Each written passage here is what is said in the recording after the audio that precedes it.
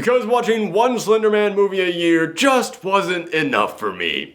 Hey everyone, it's me, Aaron. I'm Michelle. This is our post-Shriek Out reaction for always watching a Marvel Hornet story.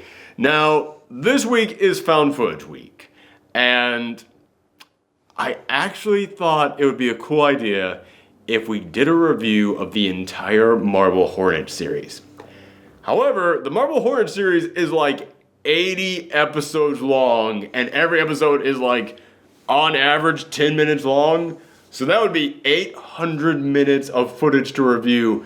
I ain't got time for that. However, in 2015, there was a movie made that was inspired by Marvel Hornets, and it's weird, I've been looking it up to like try and see like, okay, well, I didn't watch all of Marvel Hornets. I got up to like chapter 20 of it before I was like, all right, this is fine, I'm done. So I don't know if like some of these characters pop up later in there or like how it's tied in, but honestly, I think this is just a found footage Slender Man movie, and they were like, hey, Marvel Hornet guys, if we say we're associated with you, we'll get some street cred, right? We'll get like that horror community coming in here and like giving us some props, right? The kids still say those words, right? So like, I feel like that's what it was, because yeah, this is really just a Slender Man found footage film. Yeah. That's all of this is. Mm-hmm. What is that it is a team of journalists, the cameraman and the two reporters, and they're doing stories about people who have their homes foreclosed, and they're following around a repo man. And they go into this one house, and everything is just there. Yeah. Like, there's someone who was doing homework. There's like homework laid out on the table, and like they have cookies there, and the cookies are like half eaten. Yeah, and moldy now because Yeah. they've been gone for so long. And it's like, okay, whoever was here just picked up and left. Mm-hmm. Like nobody just decides to move in the middle of doing homework. Something happened here. So they start looking through this family's old videotapes, and they see, okay, something was hunting them. Like some guy in a suit with no face. You keep seeing them pop up in all these videos. Something was going on. They were getting paranoid about this. And then sure enough, the Slender Man, who was hunting this family down, it now starts hunting these reporters down. And that's basically the movie. Mm-hmm. There's a lot of found footage movies out there that you can sum up in like 30 seconds or less. Yep. Yeah, this is really a basic found footage film. Mm-hmm. I will say that the idea that you can only see the Slender Man if you look at him through a camera was a nice explanation for why they had to keep using the camera. Because that is one thing with found footage films, is that you always have to explain why someone wouldn't drop the camera by this point. So they actually did have something for that. And I kind of like these characters. They're not bad. Mm-hmm. They were people who just kind of got in a bad situation. They found the mystery and they wanted to investigate because they are reporters. So that makes sense. They're not just, the Scooby Gang out there is like, I smell a mystery gang. It's like, no, this is actually their job. And nobody wants to cover a story about just repo men just taking people whose homes have been foreclosed. That's depressing. A weird mystery about a family that just disappeared. All right. That's a thing, and they do start pursuing this mystery. They go to the cops, and they start asking them, like, okay, what happens? Like, okay, well, they made a couple calls about something, but we never found anything. So it is actually kind of interesting watching them having to investigate all this. But I still kind of feel like this film is a tad bit padded. Yeah. Yeah, that's a problem with a lot of found footage films, is that found footage films, they're supposed to feel kind of voyeuristic. They're supposed to kind of feel like, okay, I'm watching someone's personal life, a thing that I was not supposed to see. But that's also going to mean you're going to see a lot of people just sitting at tables just like, well, people just playing with their dogs. Which, man, the dog in this movie is not the best actor. No, I feel weird saying that because it is, right? Dogs aren't really supposed to act like... But there's moments where the dog is supposed to be scared, and that tail is wagging. That's a good boy. That is a boy who just wants to play with the Slender Man. Oh, good. And then there's one of that poor pup. Oh, man. So yeah, this film, it does also have kind of a nice progression to it. because it starts off, we're just following the cameraman, and the cameraman is one who first starts encountering some weird stuff, and then he starts going over to the journalist, and of course they don't believe it, but I like that the film doesn't like spend like too long of a time of him trying to convince them of something, because yeah, you can see the Slender Man just by picking up the camera, and yeah, there is a moment in which they pick up the camera and they see something, and I love that it's not like, okay, well clearly there's a rational explanation for that. That's one thing that I kind of hate about horror films, that yeah, it makes sense. You understand why somebody wouldn't just immediately believe in demons and ghosts and goblins, but the audience knows it's real, so you kind of don't want to spend your entire movie waiting for the people in the movie to catch up with the audience. Yeah. And yeah, I kind of dig that this one was like, all right, let's move this thing along when it came to that. But then after that, there is still a lot of time of them just hanging out. Just like, oh, did you hear that thing?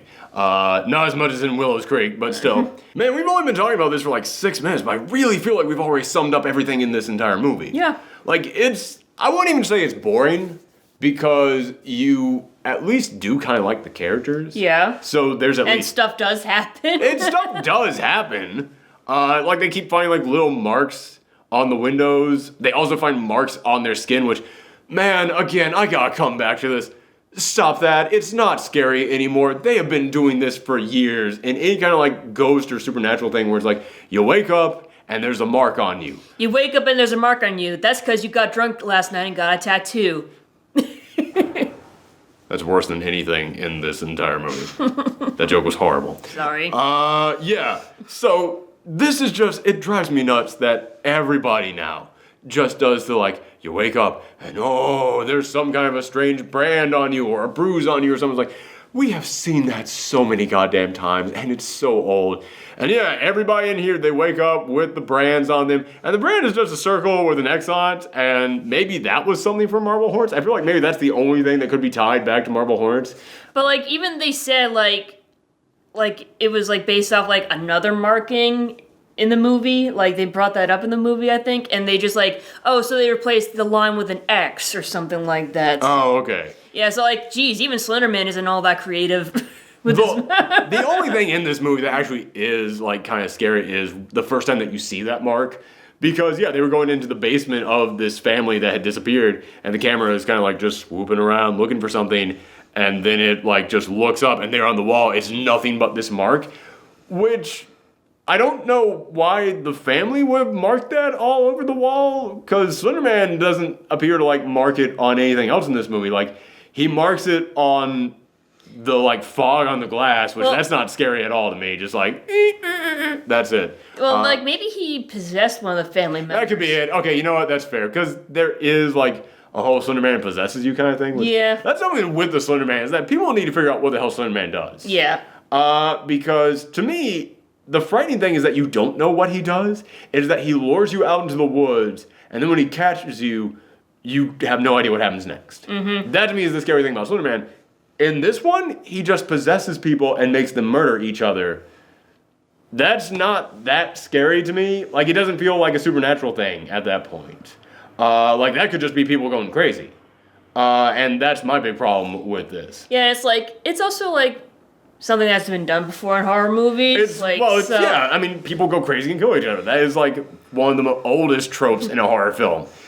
And it feels like, okay, so that's what Slender Man's doing? Oh, well then just move away from the people it's trying to make you kill.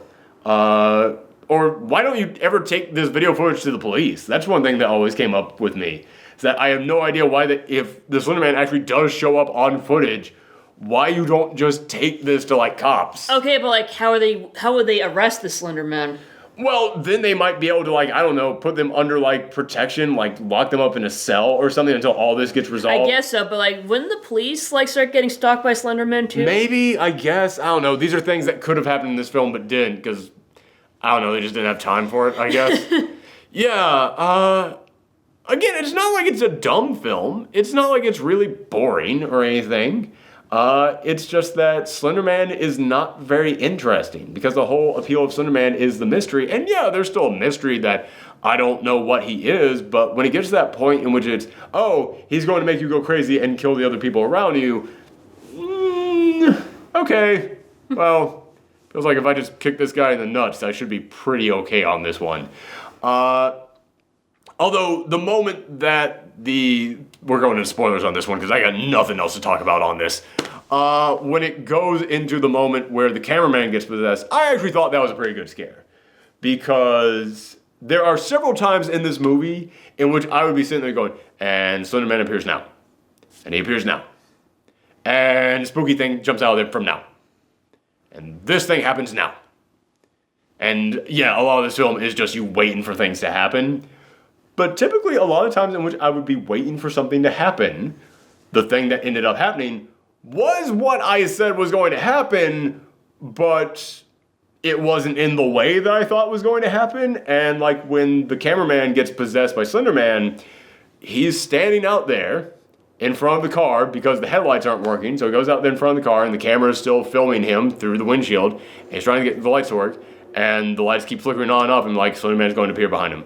Slender Man is going to appear behind him. Slender Man is going to appear behind him now. Now. Gonna happen now. And eventually, yes, he did appear behind him. But then the lights flickered off again. And when they came back on, the cameraman was gone. And yeah, I remember looking at that and just being like, oh, well now I'm invested. Okay.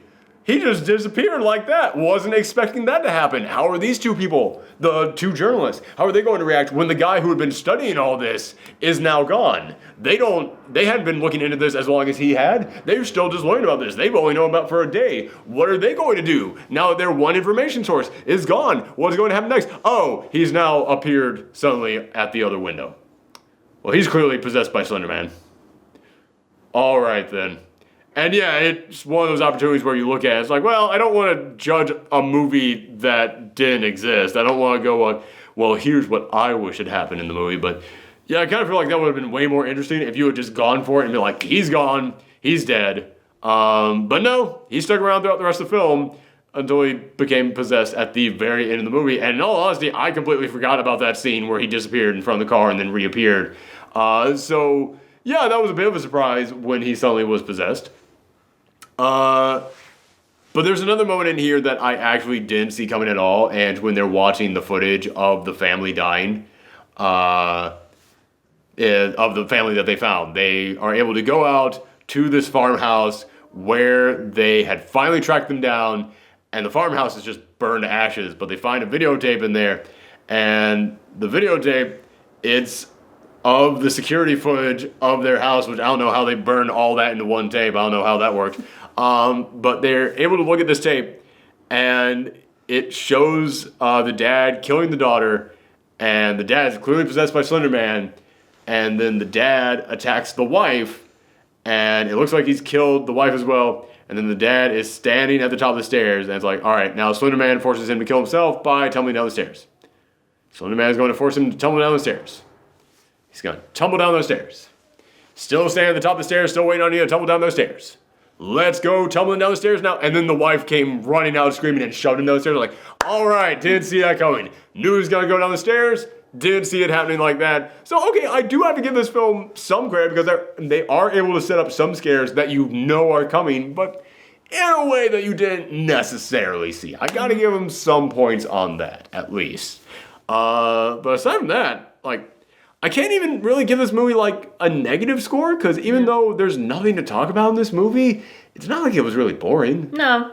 I was pretty fine with it. I was able to watch it. I was able to sit through it. So it's really just a solid 5 for me. Like right down the middle. Would I recommend this to people? Not really. But if you watch it, it's fine. Yeah, like I think I had to agree with you. Like I could probably also give it a 5 too. It's like once again, very basic found footage. I mean, if you're like a diehard Slender Man, maybe you want to check it out, or like diehard Marvel Hornets fan, or yeah. I mean, if you're just really into Slender Man that much, then yeah, you'll enjoy it because it's better than any of the other movies that have been made about him.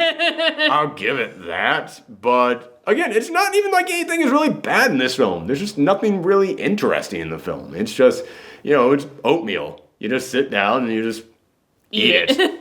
Just sit down and just consume. That's all this movie is here for, just to be consumed. So, Yeah, so I got like nothing on this. So yeah, that's it. This was the most boring post-Shriek Out reaction we're gonna do all year long. I cannot imagine another film being this whatever, who cares? So yeah, thank you very much.